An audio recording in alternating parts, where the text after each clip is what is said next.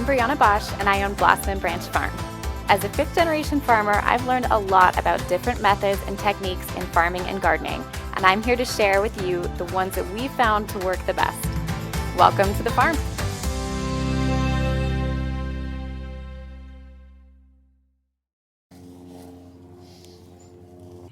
Hey everyone, it's Bree here from Blossom and Branch Farm. Just wanted to come at you today to talk about plugs. So it's the time of year where we're starting to get planting here at the farm, and there are a couple ways that we plant things. So one is plugs. We try to minimize how many plugs we're doing just because they do tend to be a little bit less environmentally friendly when it comes to shipping.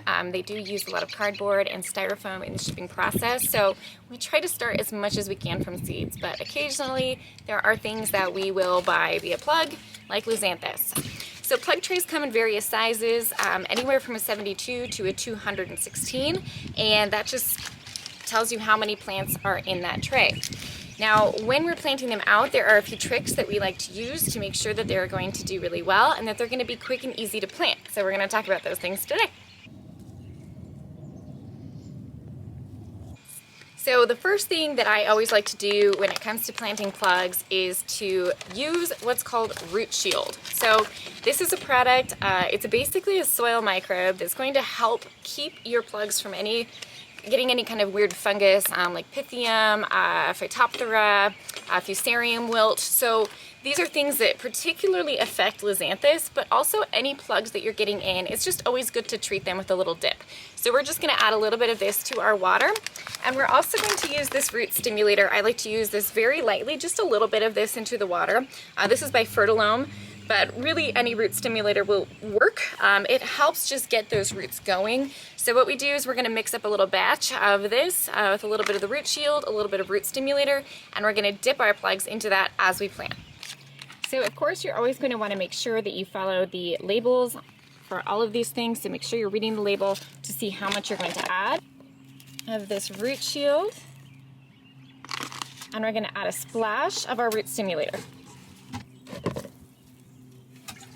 It does not take much of these ingredients for them to be effective. We're going to add some water to this and we're going to use it as a root dip.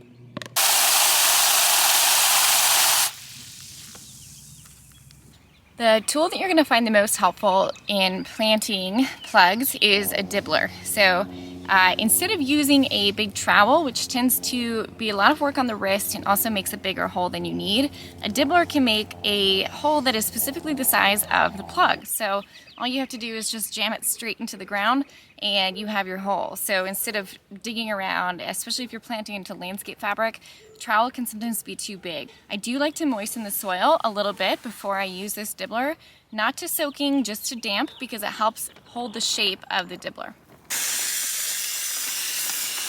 All right, so once our ground is a little bit damp, again, not overly moist, but you can see how the dibble really holds its shape, so we can just super easily pop our plugs right into these little holes made by our dibbler. What I like to do is I like to grab plugs one at a time, dip them into our solution, and then pop them right in. Now, if your plugs have any kind of root bound situation going on, so for example, you can see this plug actually has a little bit of circling roots. So what I would like to do there is give it a dip into our solution and then just really gently pull apart the roots before I pop it into its hole.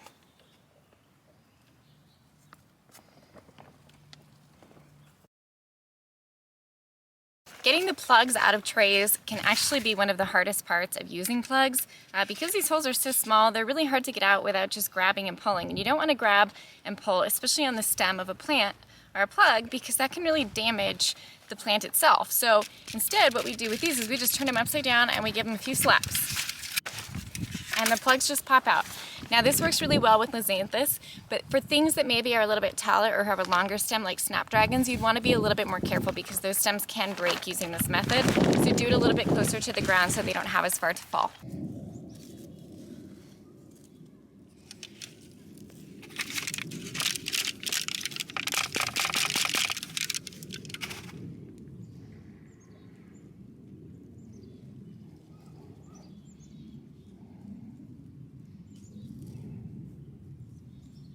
I I hope this video helped you feel more confident when it comes to planting your plugs. Again, the things that we really like to do are the dip to make sure we try to get those roots as strong as possible when we're planting them in with the root stimulator, and also with that biological fungicide. We also like to use our dibbler to make sure we get the perfect size hole in the ground and to speed up our planting. And then we also like to loosen up any root bound seedlings, give them a little bit of shade and a good water when you're done.